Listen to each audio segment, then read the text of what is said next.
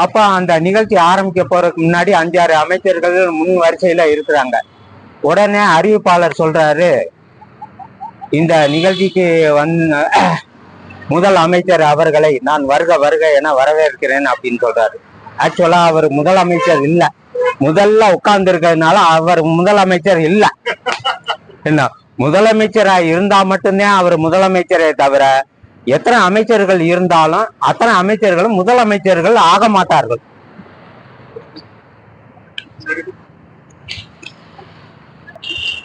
அடுத்த பாடலுங்க. 6-7 நாளாச்சு அச்சாரம் போட்டாச்சு, 7 லோகம் எல்லாம் இமை பொழுதில் கண்டாச்சு. 6-7 நாளாச்சு அச்சாரம் போட்டாச்சு, 7 லோகம் எல்லாம் இமை பொழுதில் கண்டாச்சு. இருமணங்கள் இணைஞ்சாச்சு, திருமணமும் நடந்தாச்சு, ஆளாக்கி நாளாச்சு அத்தானு வந்தாச்சு.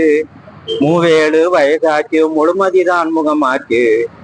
இன்பங்கள் கடலாச்சு, இனிமைகள் நிறைஞ்சாச்சு, துன்பங்கள் தொலைஞ்சாச்சு, துயரங்களும் மறைஞ்சாச்சு.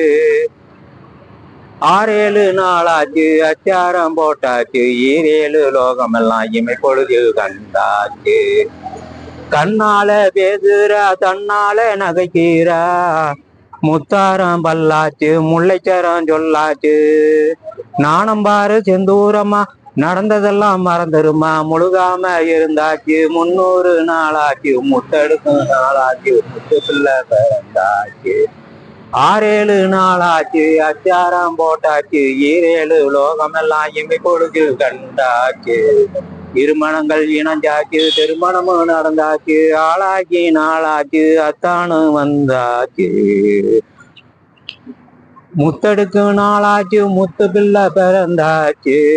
முக்கணியின் இனிமையாச்சு, முத்தமிழின் பெருமையாச்சு. ஆறாரோ பாடவா, அழகையெல்லாம் கூறவா, தாளாட்டு பாடவா, தங்க தொட்டியில் ஆட்டவா, ஊரையெல்லாம் கூட்டவா, உன்பெருமை கூட்டவா. யாரார வாராங்க, ஊராரே உள்ளவாங்க, காதோரம் சொல்லவா, கணிரசத்தை வெல்லவா, முத்து பிள்ளை இங்கிருக்க தத்து பிள்ளை ஏண்டி அம்மா. 6-7 நாளாச்சு அச்சாரம் போட்டாச்சு, 7 லோகமெல்லாம் இமை பொழுதில் கண்டாச்சு. இருமணங்கள் இணைஞ்சாச்சு, திருமணமும் நடந்தாச்சு, ஆளாச்சு நாளாச்சு அத்தானு வந்தாச்சு. இருகரத்தால் கூப்புகிறோம், என் முகத்தால் எம்புகிறோம், எல்லோரும் ஆடுங்களேன், எளிதையில் பாடுங்களேன், நல்லோரும் நாட்டோரும் நலமால வாழ்த்துங்களேன், வயிறார புதிங்களேன், வாயார வாழ்த்துங்களேன். 6-7 நாளாச்சு அச்சாரம் போட்டாச்சு, 7 லோகமெல்லாம் இமை பொழுது கண்டாச்சு. இருமணங்கள் இணைஞ்சாச்சு, திருமணமும் நடந்தாச்சு, ஆளாக்கி நாளாச்சு அத்தானு வந்தாச்சு. புது மலர் உதயமாச்சு, பூமணங்கள் பரவலாச்சு. மாமங்காரன் வருவாண்டி, மருத வண்டியில் வருவாண்டி, மாணிக்கம் முத்தந்து மரகதங்கள் தருவாண்டி. 6-7 நாளாச்சு அச்சாரம் போட்டாச்சு, 7 லோகமெல்லாம் இமை பொழுதில் கண்டாச்சு. இருமணங்கள் இணைஞ்சாச்சு, திருமணமும் நடந்தாச்சு, ஆளாக்கி நாளாச்சு அத்தானு வந்தாச்சு.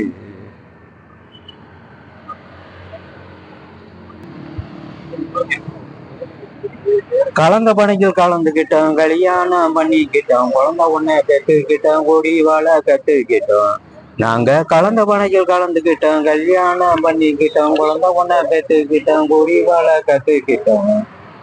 சரியாக புரிஞ்சுக்கிட்டோம், சாத்வீக அறிஞ்சுக்கிட்டோம், சஞ்சலத்தை போக்கிக்கிட்டோம், சமமாக இருந்துக்கிட்டோம். நாங்க கலந்த பணிகள் கலந்துக்கிட்டோம், கல்யாணம் பண்ணிக்கிட்டோம், குழந்தை ஒன்ன பெற்றுக்கிட்டோம், கொடி வாழ கத்துக்கிட்டோம். இழந்த நிலைய மீட்டுக்கிட்டோம், தளர்ந்த நிலைய மாத்திக்கிட்டோம், எங்க மனசை தேத்திக்கிட்டோம், தங்க மனதில் தங்கிக்கிட்டோம். நாங்க கலந்த பணிகள் கலந்துக்கிட்டோம், கல்யாணம் பண்ணிக்கிட்டோம், குழந்தை ஒன்ன பெற்றுக்கிட்டோம், கொடி வாழ கத்திக்கிட்டோம். சாதி சனத்தை சேர்ந்துக்கிட்டோம், சந்தோஷத்தை தெரிஞ்சுக்கிட்டோம், அறிவழியை ஏத்துக்கிட்டோம், ஆத்திரத்தை போக்கிக்கிட்டோம், அளவோட பெற்றுக்கிட்டோம், ஆகாசத்தை தொட்டுக்கிட்டோம். நாங்க கலந்த பணிகள் கலந்துக்கிட்டோம், கல்யாணம் பண்ணிக்கிட்டோம், குழந்தை ஒண்ணா பெற்றுக்கிட்டோம், கொடி வாழ கத்துக்கிட்டோம். அறிவொழியை ஏத்துக்கிட்டோம், ஆத்திரத்தை போக்கிக்கிட்டோம், அளவோட பெற்றுக்கிட்டோம், ஆகாயத்தை தொட்டுக்கிட்டோம். நாங்க கலந்த பானையில் கலந்துக்கிட்டோம், கல்யாணம் பண்ணிக்கிட்டோம், குழந்தை ஒண்ண பெற்றுக்கிட்டோம், கூடி வாழ கத்துக்கிட்டோம். நூல்காஞ்சி நேயர்கள் அனைவருக்கும் எனது இனிய மாலை வணக்கத்தை தெரிவித்துக் கொள்வதில் மிக்க மகிழ்ச்சி. நான் பீளமேடு ராஜமாணிக்கம். ஒரு சமயம் முல்லா சாப்பிட போறாரு. சாப்பிட போயிட்டு தோசை சாப்பிட்டுக்கிட்டு இருக்காரு. தோசை சாப்பிட்டுக்கிட்டு இருக்கும்போதே திடீர்னு என்ன அப்படின்னா ஒரு 4வது தோசையே சாப்பிட்றாரு. சப்ளையரை கூப்பிடுறாரு. எப்ப இந்த 4வது தோசை முதவே கொண்டு வந்து வச்சிருந்தீங்கன்னாக்கா அவர் அப்பத்தான் வயிறு நிறைஞ்ச மாதிரி இருக்கு.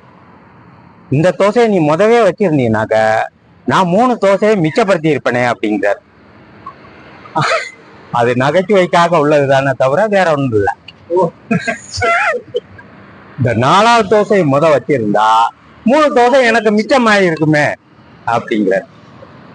அதுக்கு அடுத்து ஒரு பையன் பரீட்சை எழுதுறான், தமிழ் பரீட்சை எழுதுறான். சரி, எல்லாத்தையும் அவங்க அப்பா பரீட்சை எழுதிட்டு வந்த முன்னாடி கொஸ்டின் பேப்பரை பார்த்து ஒவ்வொன்றுக்கா மார்க் போட்டு எவ்வளவு வரும் அப்படின்னு கேட்டு ஒரு 80 மார்க் வரும் அப்படிங்கிற மாதிரி போடுறாப்புல. அதுல ஒரு கட்டுரை எழுத சொல்லி வந்திருக்கு. தீபாவளி அப்படிங்கிற கட்டுரை எழுத சொல்லி இருக்கு.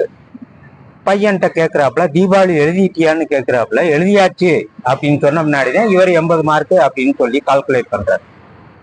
அதோட்ட விட்டுடுறாரு. அப்புறம் கொஸ்டின் ஆன்சர் பேப்பர் வருது. பார்த்தா இவர் போட்ட மார்க்கை காட்டிலும் ஒரு 10 மார்க்கு கம்மியாகுது. ஏன்னா கட்டுரைக்கு 10 மார்க்கு. ஏன்னா 1 மார்க்கு விடை இருக்கு, 2 மார்க் விடை இருக்கு, 5 மார்க் விடை இருக்குது, 10 மார்க் விடை இருக்கு. இந்த கட்டுரைக்கு 10 மார்க் விடை. பார்த்தாக்கா தீபாவளி எழுதியாச்சான்னு கேட்கும்போது அவன் எழுதியாச்சுன்னு சொன்னான். பேப்பரை வாங்கி பார்த்தா தீபாவளி மட்டும்தான் இருக்கு, எந்த டெஸ்கிரிப்ஷனும் எதுவுமே இல்லை. அதனால 0 தான் இருந்தது, மார்க் 0. சரி.